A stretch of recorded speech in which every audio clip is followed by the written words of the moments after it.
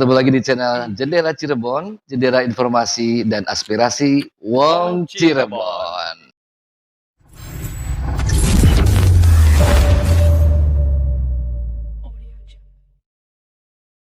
Mantap. Baik, hari ini saya ditemani dengan Mas Aji dan saya kedatangan sahabat lama, kedatangan orang yang saya kira bukan setahun 2 tahun saya mengenal beliau, namun begitu banyak perubahan yang terjadi. Dan hari ini beliau ada di sini, kita akan coba ngobrol-ngobrol terkait dengan banyak hal lah. Kita ngobrol biasa aja, Mas Aji. Betul. Ya, tolong siapa Mas Aji beliau? Kalau panggilan akrabnya sih Prabu Dias. Kadang siapa Prabu Dias. Mamu. Iya. Banyak panggilan akrab, cuman saya juga. Ini nama asli perlu lihat KTP kayaknya. Banyak alias lah. Assalamualaikum Mas Mamo, sehat? Salam. Piye kabare? Alhamdulillah sehat. Assalamualaikum. Mas, di benak saya kadang-kadang salah persepsinya ya. Macan Ali itu sosok ini ya, gambaran seekor binatang yang ini jadikan sebuah logo, sebuah nama. Apa penjelasan Mas Mamo tentang Macan Ali yang kita tangkap? Jadi Macan Ali itu sekarang kan ada Laskar Agung Macan Ali Nusantara ya.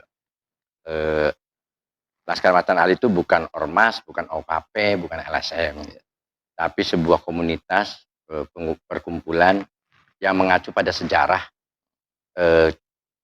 tahun 1527 saat Fathahillah mengusir Portugis dari Sunda Kelapa. Nah, saat mengusir Portugis dari Sunda Kelapa itu, Fathahillah dibekali Dwaja Kesultanan Cirebon. Nah, Dwaja Kesultanan Cirebon itu yang dikenal dengan Dwaja Macan Ali. Kenapa disebut Dwaja Macan Ali?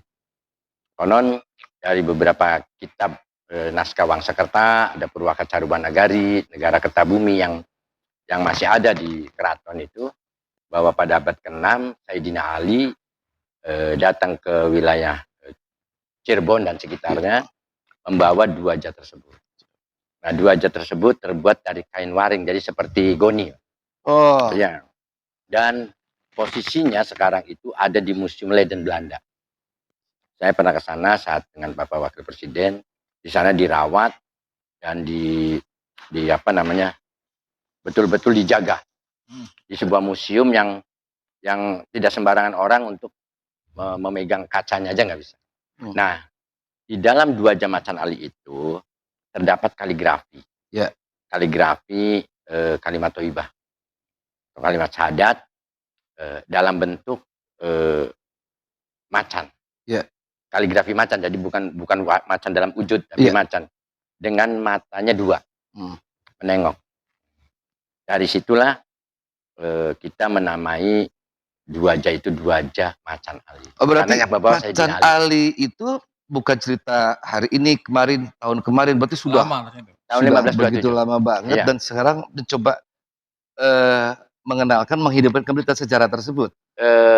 Diawali dengan tahun 2015 akhir. Ya.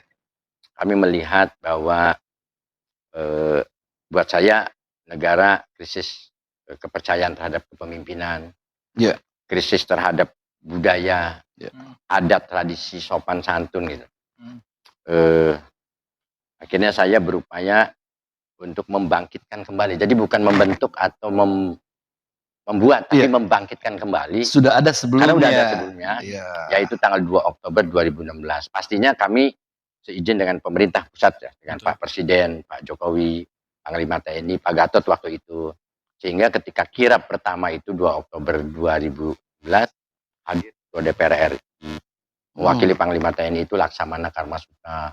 Dari Angkatan Laut Darat, Angkatan Daratnya juga Aster datang.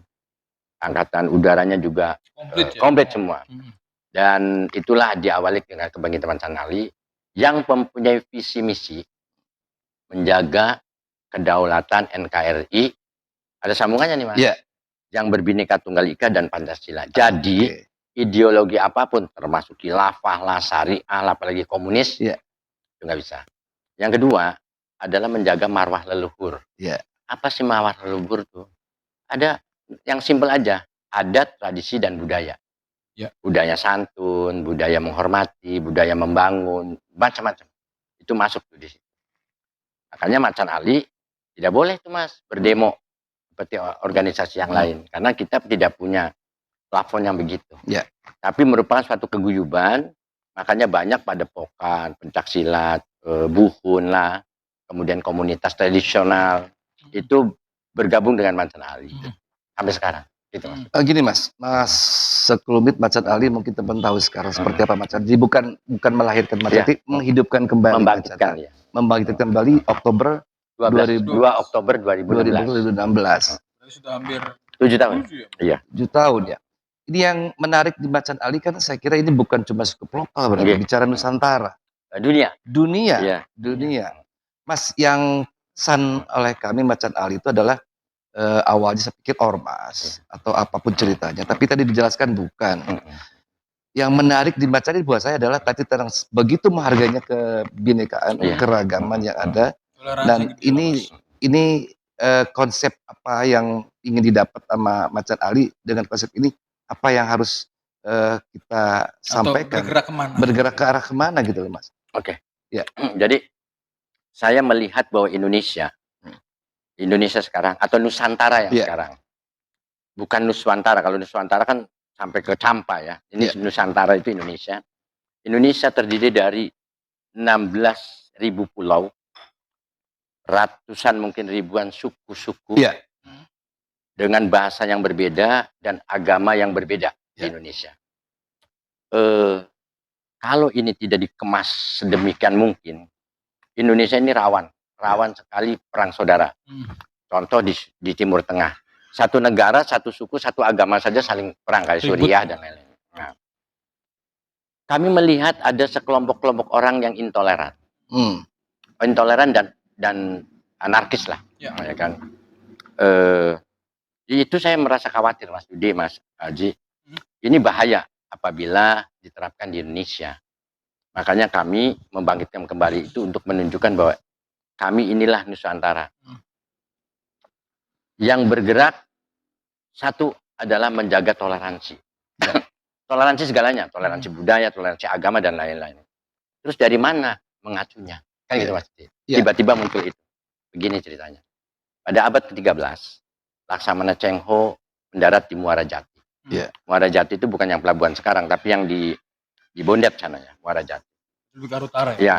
Kemudian membawa dalam catatan yang ada di, kalau nggak salah negara Kertabumi itu, membawa 330 sekian armada perang dan membawa 13.000 pasukan. Ketika 7 kali muhibah dunia, 2 kali merapat di Muara Jati itu, banyak tentaranya yang tidak ikut.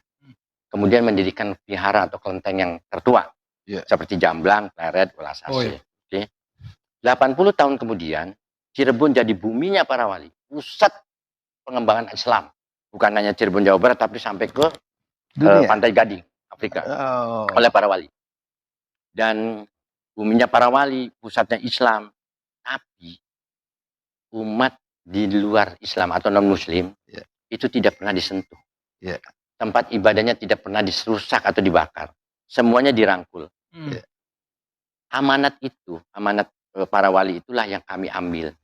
Karena zaman itu ketika semuanya bersatu menjadi satu, aman, tentram, damai, hidup makmur dan lain-lain, tidak ada perselisihan. Karena memang beragam dari dulu. Nah, dari dulu. Ternyata Cirebon itu simpul dari segala-galanya. Pusat perdagangan, dari Gujarat, dari Yaman, dari mana-mana mendarat di Cirebon. Tapi sebenarnya guyup. Ketika saya melihat ada sekelompok-kelompok orang yang intoleran, itu saya khawatir. Makanya Macan Ali saya bangkitkan Mas Didi. Siap. Dengan plafon utamanya adalah menjaga toleransi. Terus dengan apa? Dengan berteriak, dengan mengajak orang tidak. Tapi dengan tingkah laku, dengan karya. Contohnya misalnya, kita merangkul semua suku-suku yang ada di Cirebon yang non pribumi ya. Ada Tionghoa, ada yang lain. Kemudian lintas iman. Lintas agama juga. Ya, kami juga masuk. Dan klimaknya adalah ingin menunjukkan kepada dunia, kami, Macan Ali, menyelenggarakan tudong. Tudong itu adalah ritual tertinggi biksu agama Buddha, yaitu melakukan jalan kaki ribuan kilometer. Tidak ada para biku ini tidak berani masuk ke Indonesia karena di luar negeri itu, di negara-negara yang Islamnya minoritas, itu Indonesia itu dianggapnya intoleran. Mereka ketakutan. Tapi kami coba merintis 2019 Mas Budi. Dengan almarhum Ratu Ida waktu itu, dengan Bante Wawan. Karena COVID akhirnya mundur. Nah, ketika PPKM dicabut, akhirnya kami rintis kembali. Alhamdulillah tanggal 23 Maret 2023 dari ibu kota Nakhon Citamarat kami mulai berangkat. Itu dong, mengawal.